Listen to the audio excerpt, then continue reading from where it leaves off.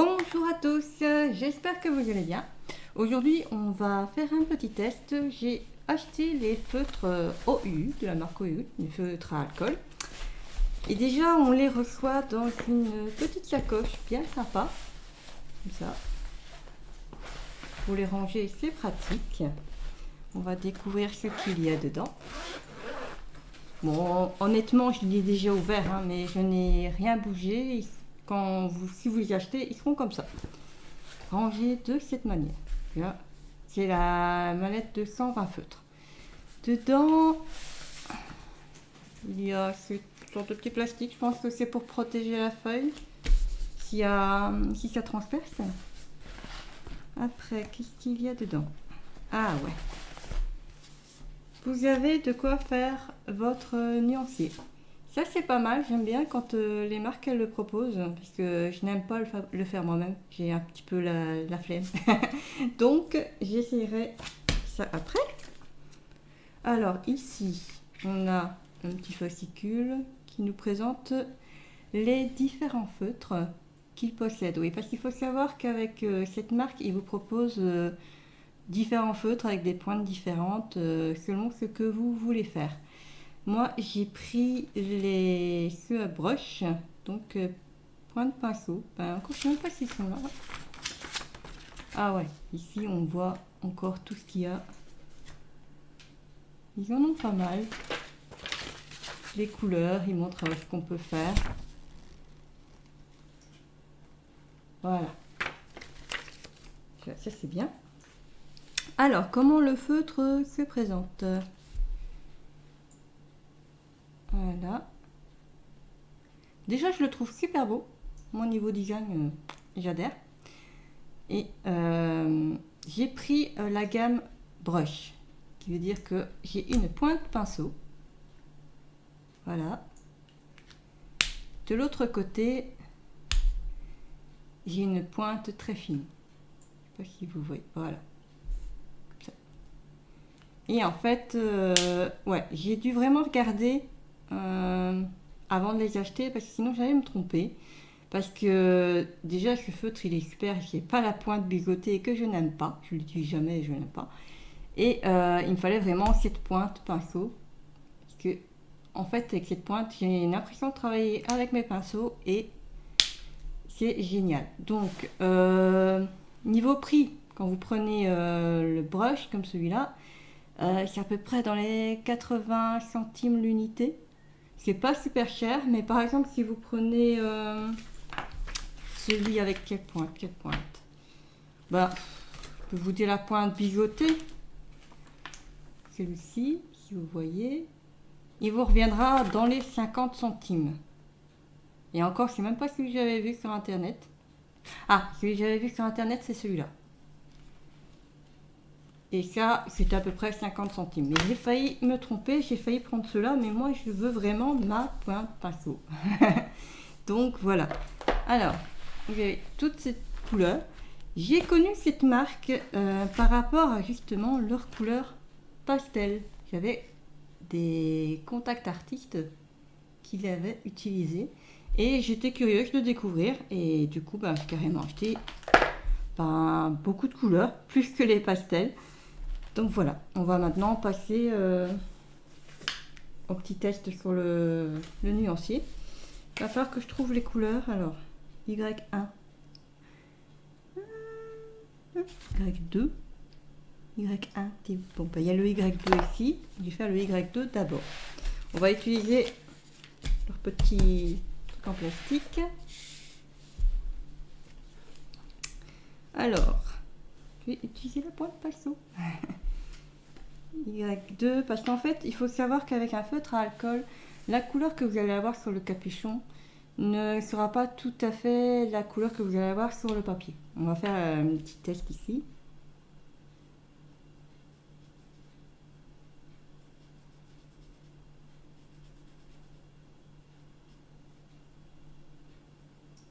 Voilà. Déjà là, on peut voir que c'est quand même plus foncé que sur le papier. Alors, voilà. Donc là, je vais regarder pour faire les autres nuanciers. On revient tout de suite. Prendre la pointe fine, ici, pour voir ce que ça donne. Ah oui, c'est pas pareil.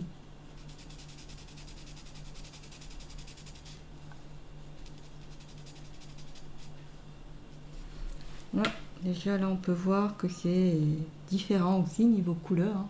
C'est pas tout à fait la même.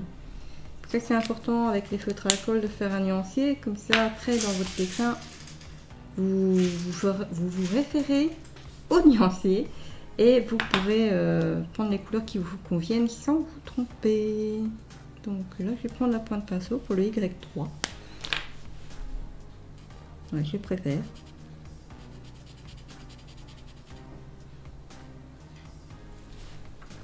Bon, ça bave un peu, c'est normal avec le feutre à alcool, il paraît. Alors, Y4. S'amuse, on va prendre l'autre pointe. On va prendre l'autre pointe.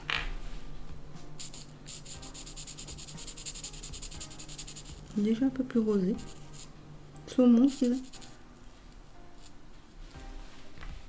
Mais encore une fois, il y a une sacrée différence entre la couleur du capuchon, voilà, et la couleur finale sur le papier. C'est là qu'on remarque. Là, j'ai bien le Y5.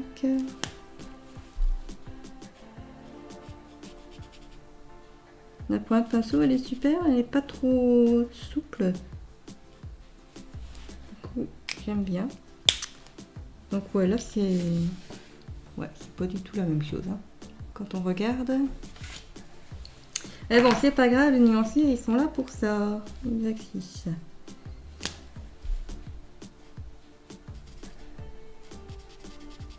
Il y a beaucoup de jaune.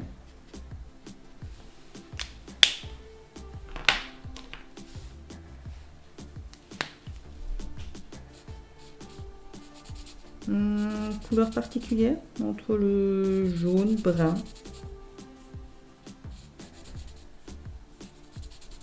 Voilà.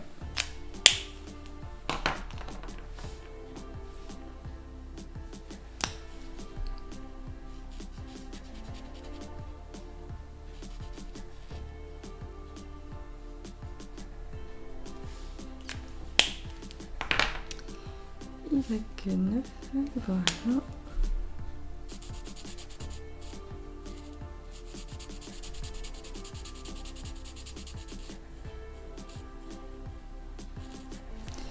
Voilà, donc là c'est tous les feutres que j'avais préparés. Maintenant je vais faire le reste et je reviens après parce que sinon ça va être trop long.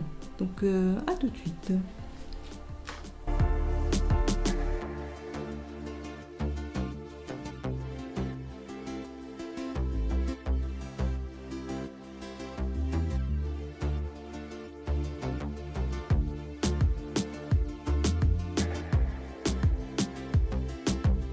Me revoilà, c'était très court pour vous mais très long pour moi.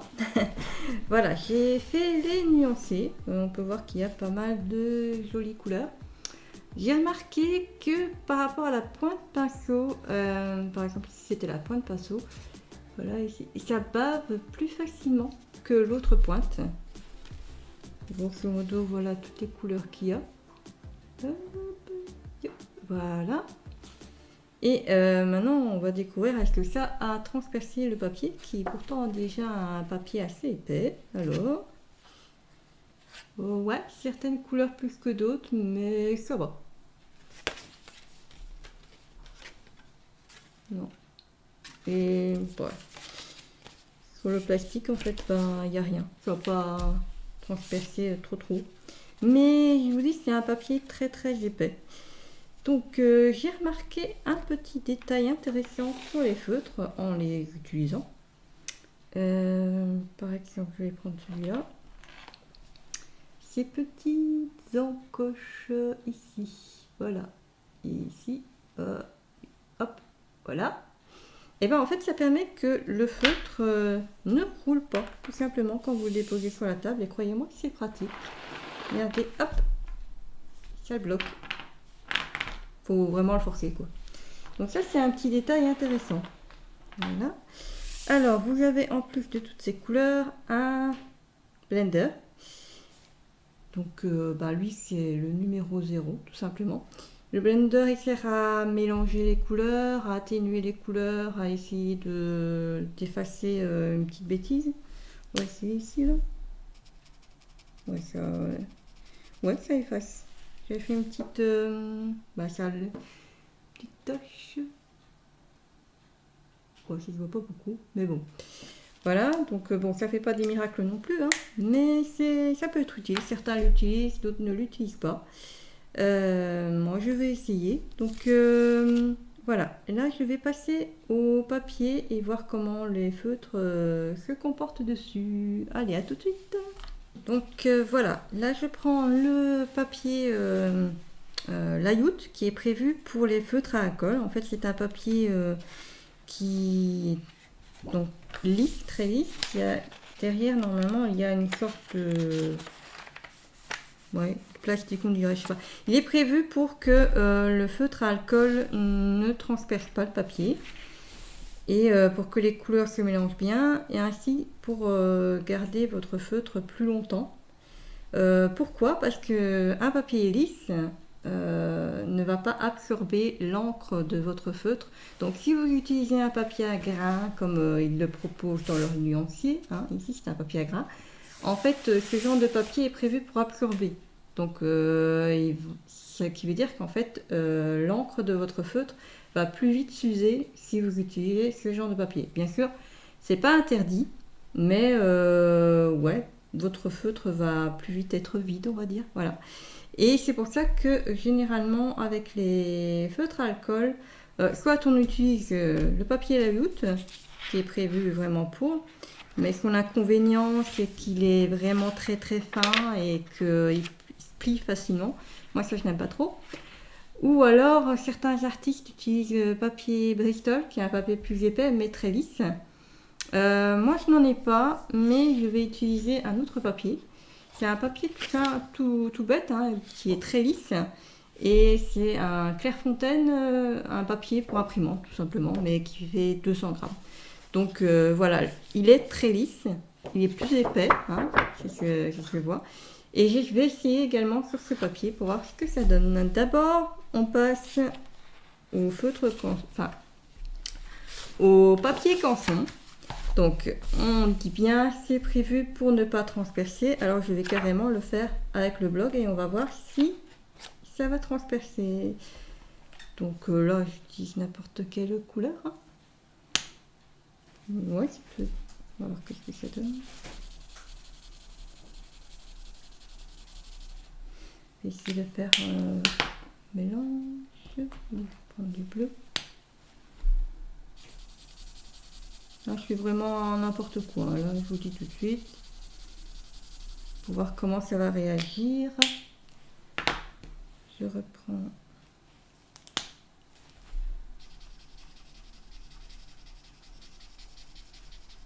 Ouais, c'est pas super beau. Hein. Voilà, donc ça, je vais mettre. Voilà.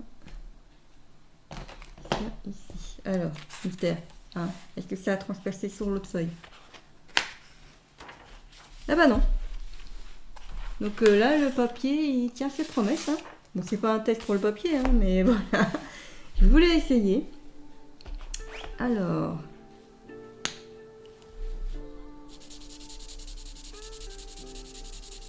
On va recommencer ça. Je vais prendre le blender. Un peu de blender, on va voir ce que ça fait. On voit sur le côté.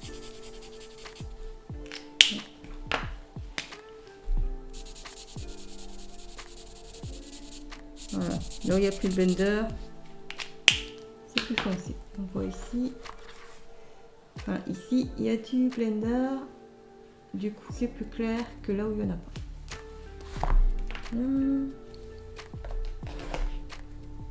Là, on va essayer cette couleur-là. Peut-être une couleur chef. Hop. Mais ça fait couleur chef.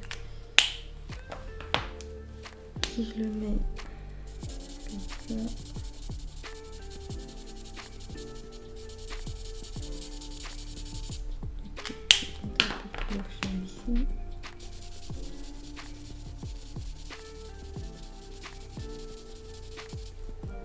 Ouais, faut... Ouais, c'est pas mal, faut juste s'entraîner. Hein. Je mets là. Donc...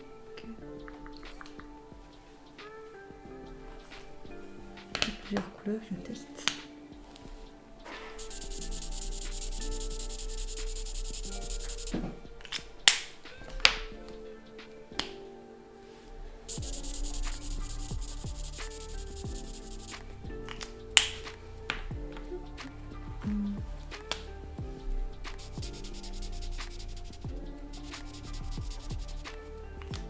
Je reprends la couleur la plus claire. Ça va bien. Pardon, je prends la pointe.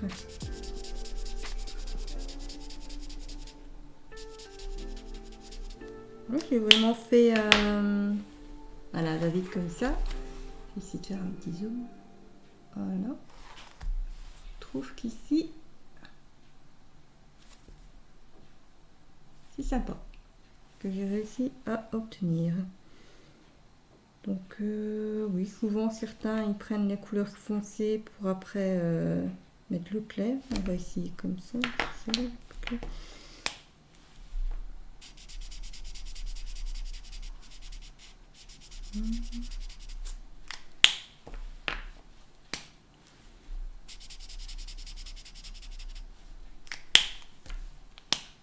Non, je prends un pinceau. Je me suis trompée. C'est pas grave, on va voir ce que ça va faire. En même temps, cette couleur. Je remets par-dessus la couleur la plus claire. Bon, là, je n'ai pas de dessin, donc ça sent bien l'alcool. Donc voilà, sur ce papier, il n'y a pas de problème. On voit en transparence derrière, c'est normal. Mais mon autre feuille n'a rien du tout. Donc si vous prenez du papier layout, il n'y a pas de problème. Vous pouvez directement dessiner sur votre bloc. Ça ne va pas transpercer ailleurs. Alors, maintenant... Voilà, ici je vais tester une mise en couleur d'un de mes dessins que j'ai fait sur le fameux papier imprimante qui est très lisse. Si je le rate, pas de souci, j'ai encore le crayonné. Je fais toujours ça pour être sûr de ne pas perdre mon dessin et donc d'y aller franco pour le test couleur. Là, je me suis aidée du coup de mon nuancier pour voir la couleur chair. Et je vais prendre le R18, R19, R20 et R21. Je sais pas si j'ai pris le 22. Non, je ne pense pas. Il est là, au cas où. Voilà. Ça. Il y en a beaucoup qui font. Je vais faire avec. Voilà. Allez, c'est parti!